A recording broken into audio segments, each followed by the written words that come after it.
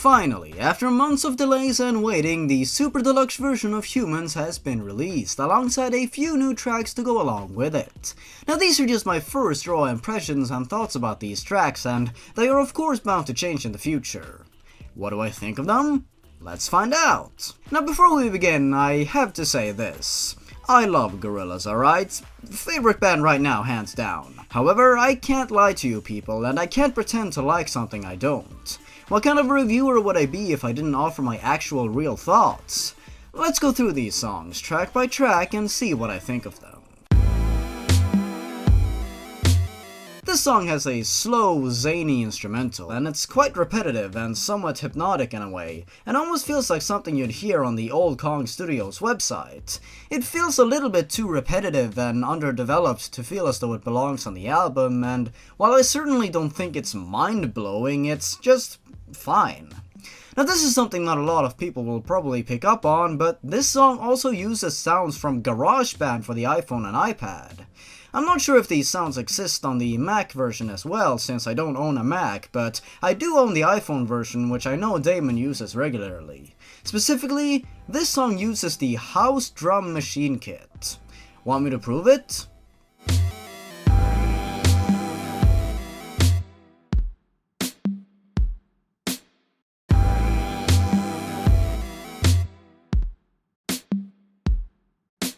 See? Told you, it's the exact same sounds.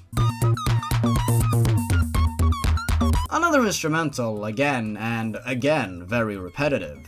It has a weird, whiny synth-sounding lead that I'm not very crazy about at all.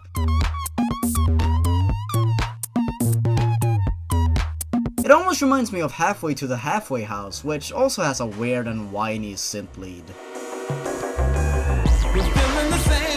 I'm not sure if any vocals could have saved this one. It's completely unremarkable in my eyes, completely underwhelming, and if I'm gonna be honest, extremely obnoxious after a while. Seriously. The first time I listened to this track, I was honestly tempted to switch it off halfway through, since those weird synth noises were really grating on me. Now, trust me, I don't like to be negative, I don't want to hate these songs, but the band did charge $350 for the only edition of the album so far where these tracks are on. I should be allowed to criticize them, right?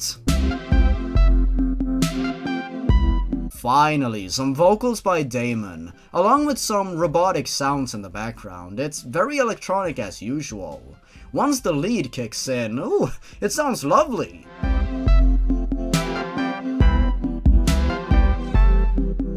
It's very uplifting and bouncy, and it's honestly one of my favorite instrumentals from the Super Deluxe edition. The only thing that lets this song down in my eyes are the vocals.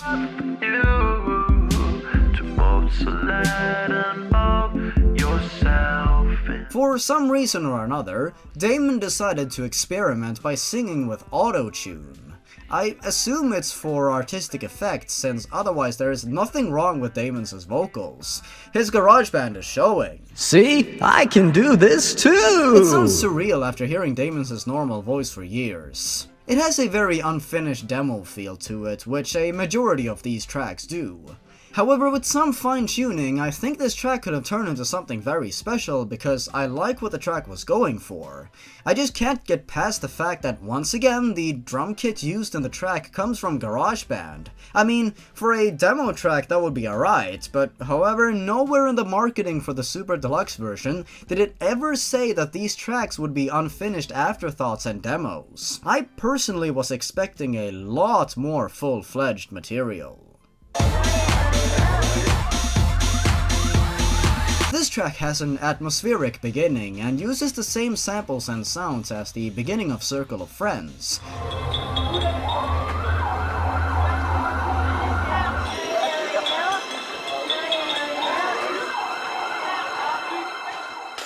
But soon starts sounding like an apocalyptic end-of-the-world party.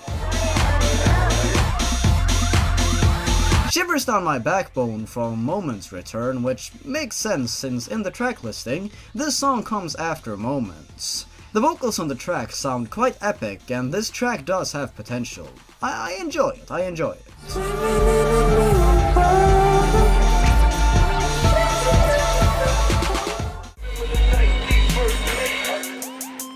classic drum machine kit from GarageBand, okay.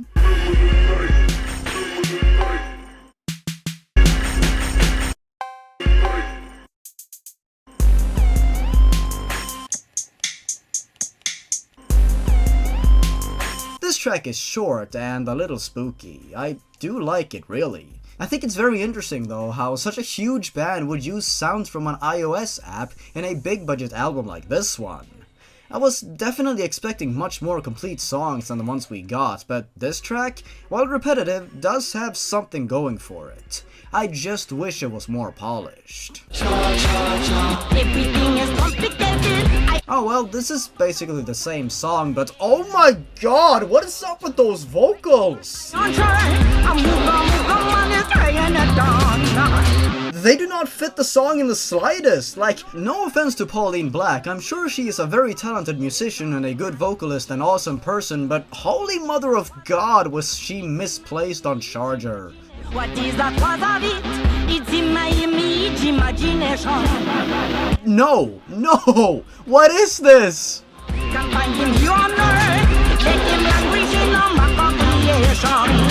I have no clue what the producers were thinking with this. I'm so glad Grace Jones got on this track. Pauline would just not have been suitable for the track whatsoever, and I'm so glad this version was scrapped. This is yet again another very underwhelming use of a feature on humans.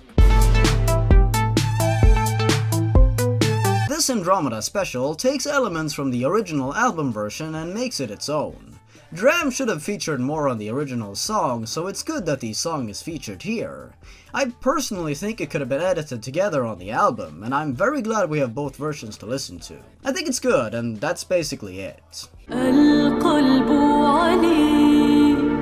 This track is another special version of a track from the original album with beautiful Arabic vocals provided by Feya Yunan. I'm sorry if I butchered your name. I can understand why Damon's vocals were ultimately the ones ending up on the album, but me oh my are Feya's vocals stunning. They add an aura of mystery and wonder to the song. I'm still very fond of Busted and Blue, even if I need to be in the right mood to hear it, as it otherwise somewhat brings down the pace of the album. But it's still very good, and I like what Feya did with it. What? How was this not on the album? It makes the tracks 10 times better and more investing, god damn!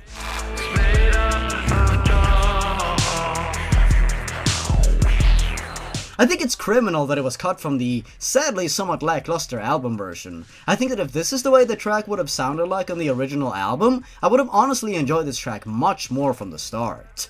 This one gets a thumbs up.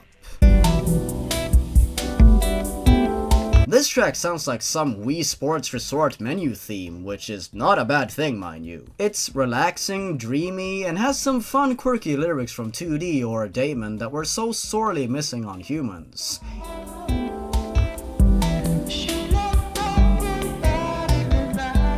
I can once again see why it was not on the album. It really has got a B-sides demo feel to it, which, hey, is exactly what it is. With myself on it, my mind is my weakness. With a strength, you might surprise yourself. Well, I've already talked about this one. Probably the most complete track of the Super Deluxe version that is not a special of a pre-existing track. It's grown on me quite a bit, and it's fairly catchy. I think it's alright and quite serviceable, but live version for life, man. Ooh, finally another Spanish Gorillaz track after what, like 16 years? This is still the good old She's My Caller that we know and all mostly love, I hope. Kali provides some fairly compelling lyrics, although if my sources are to be believed, Reddit, apparently native Spanish speakers have had quite an issue getting into the lyrics as they sound very strange and, according to some, even bad. Now, due to my extremely limited knowledge in Spanish, I can't really make a judgment on this. I just thought it was a very interesting point to bring up. Not much else to be say. It's She's My Caller with some different vocals. It's pretty cool.